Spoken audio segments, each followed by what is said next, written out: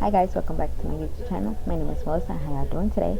So today is the second video that if you haven't seen my first one, I said that I was going to upload 3 videos, so this is the second. My name is Melissa and I'm here Mondays, Wednesdays, and Friday, and I talk about true crime and I also talk about different topics. So if you like that, go ahead and subscribe and hit the notification so you could be notified. I know today's Thursday, but I'm trying to catch up to all the videos that I didn't upload for days that I was supposed to. So today is the second video that I was supposed to upload on Wednesday. So let's go ahead and get started. But first, the inspiration that I like to do before I start my cases. Start my videos. Soulmates will forever end up together, no matter how much love gets lost. No matter how distance there was, you lose each other is to find each other again. That's what it is. Like when someone is meant for you, if they leave, they will return and stay forever. So today, the second video today is going to be about the oldest prisoners in prison. And the only reason I want to talk about this cases like this is because in my head, I'm thinking, if you've been in prison and you're like, you have one foot alive and one foot in the grave, why would you want to die in prison? Can't they put people that like this close to die in a nursing home? I mean, what crime could they commit in a nursing home? They're already old enough. They probably can't even get up to go to the restroom on their own. I don't think me wanting to prison is not the last thing I want to see before I die. That's just me. So that's why I came up with these topics. So let's get us started with the first one, because I have a lot.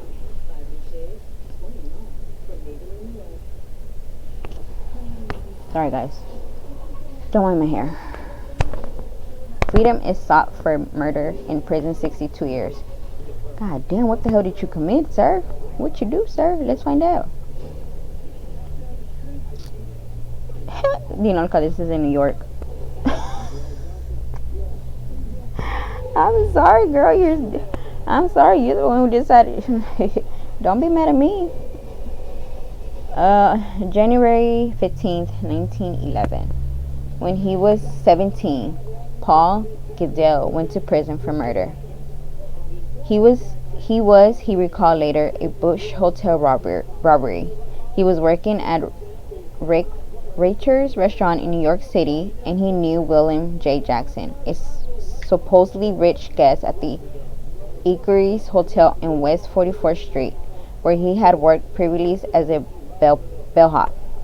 One night, he sneaked into the men's room and put a handkerchief dabbed with chloroform to Mr. Jackson's face.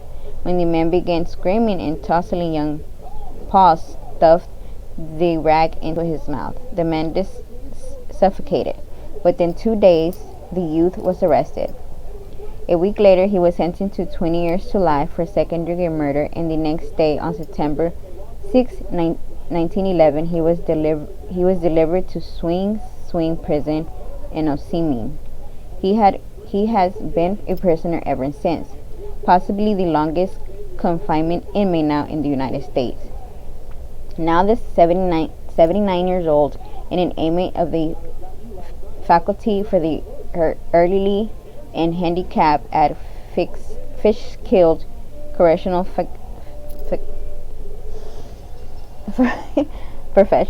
Correctional Faculty on the grounds of Medicine State Hospital here. Mr. Geidel is the object of campaigning for his release, a release he is not sure he would welcome after more than 62 years behind bars. I can't make it out there, he said, in a brief chat with the visitor to his partially neat single room in a minimum security area. They treat me well here. Sing was a bad place when I got in there, but I deserved it. I took a good man's life. Still to this day, I don't know how could I have done that. And since he wanted no further publicity, he also said he was not well and that he did not expect to live much longer. Something he also told a doctor at Derby State Hospital in November of 19 hospital on November 1918, but his handshakes was firm and his mind and manner occurred as he moved about his small room in his green inmate uniform, medium-sized man with a dark complexion but also large head, sparkled with age spots. However, he said he may like to move to a nursing home on State Island that has said it would welcome him if he never won parole or pardon from the government. The arrangement had become a matter of some controversy now. Joseph D. Kinney, exclusive director of the Seaview Hospital and Home at 480 Biller Avenue, which has already accepted 3 other recently released elder convicts, confirmed today that he was ready to accept Mr. Geidel at any time. But the Border Patrol explained recently that he had turned it down Mr. Geidel for release August because the nursing home has allegedly declined to accept him. It was Mr. Gildy's first application for parole since September 29, 1929. He can apply again this coming August. Pearl lied. They lied through their teeth, charged Bernard Scutcheon, a former member of State Commission of Correction who was not reappointed by former government Rockefeller last September and who has critical accommodation policies, is speaking the campaigning for Mr. Gilda's release. Chiefly at Mr. Conchby behaves the New York State Conference of the National Associates for the Events of Colorado people adopted last October as resolution calling for an investigation of Mr. Gilda's long imprisonment and his release if warrant. Although Mr. Gilbert is white, the NAACP is interested in the case because of the Civil Rights Act.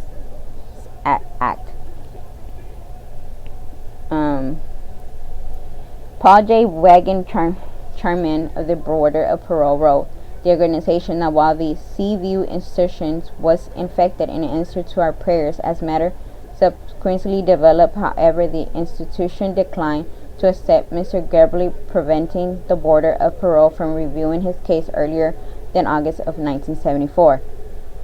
Both Mr. Schambach and Mr. Kinney challenged that, insisting that the home was always eager to accept Mr. Geidel and his letter to the NAACP. Mr. Reagan also asserted that in appearing before the board last February, Mr. Geidel has said that he did not wish to be paroled. Almost from the day he landed in prison in an instantly troubled youth, Mr. Geidel appeared to accept his fate as justly deserved, according to prison records obtained from the source outside the faculty. In November of 1918, more in a note brought to the attention of doctors there, Mr. Gill wrote, "No matter how much I have sinned in the world, no matter how much of a cowardly and loyal creature I have been, at least I have the right of dying with the chance of being forgiven by a mighty God. But I am on my last legs and cannot stand it any longer. Do you think one would wish for death if there was any chance to live? I have known since last March that I must die within a year." Prisoner doctors studied his history, learned that he was born in Hartford on April 21st, 1894. His father was a salon keeper and an alcoholic who died when the boy was 5, and 3 of the boy's 4 sisters died shortly after birth. His mother was placed him in an orphanage when he was 7. He quit school at 14 in 7th grade, and at 15 began drinking beer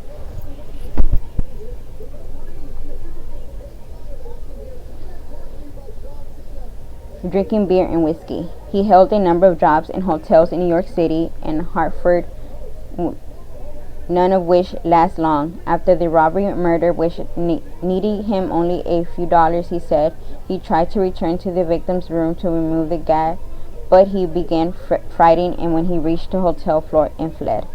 Sent first to Sing Sing, he was moved about a dozen times between there and Clement and Des Moines, where he arrived in 1926. He remained confinement there as an insane criminal until Des Moines closed down in 1972, and he was moved to Fishkill. After talking in Texas for years, we got married with a family plan. And then we really expanded our family. I don't know, I'm trying to think of why they would call it that, but never mind. His present quarters are hardly prisoners-like, although there are bars on the windows and guards carefully lock doors behind them. But the unit for the elderly and handicapped resemble more a dormitory than a prison. Instead of cells, there are rooms and inmates longer in critical easily about the shiny caters. Among the 120 or so other inmates in the unit is another 79-year-old man who has spent the last 52 years high prison for murder, and an 84-year-old man who has spent his last 46 years in prison after a fourth arrest in a burglary offense.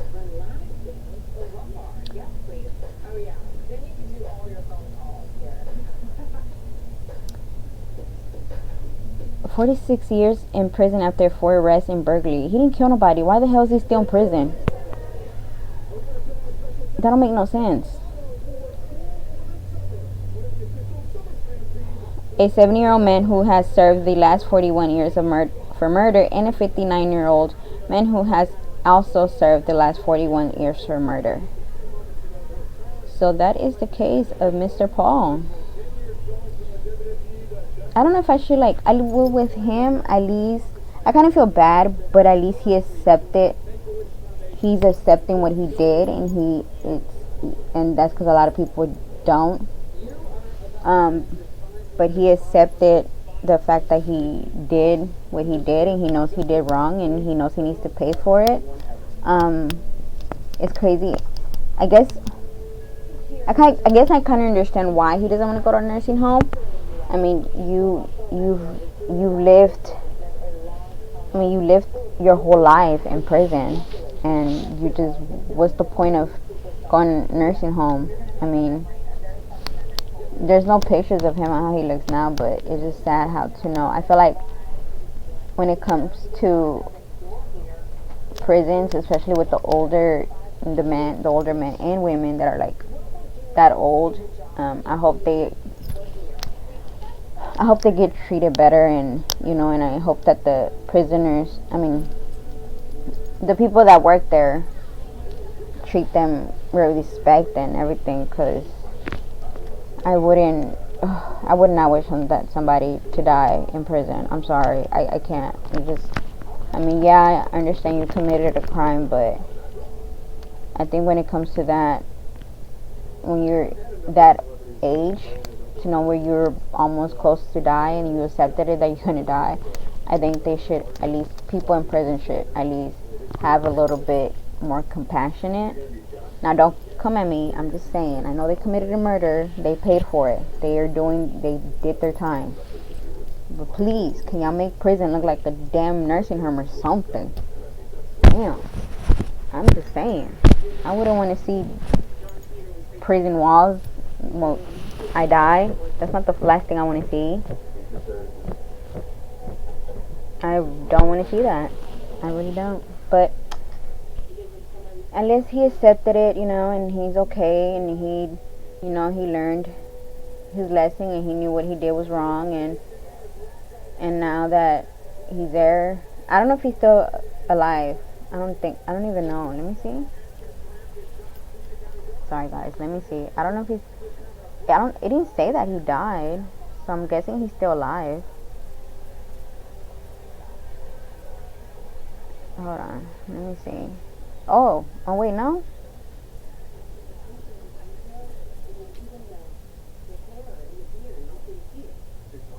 No, he's still alive. And they didn't say nothing about his mom, but he is still alive, and I'm, hopefully when he passes away in peace, and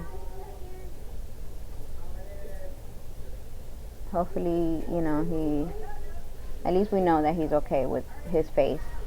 So I will see y'all in the next video. Bye.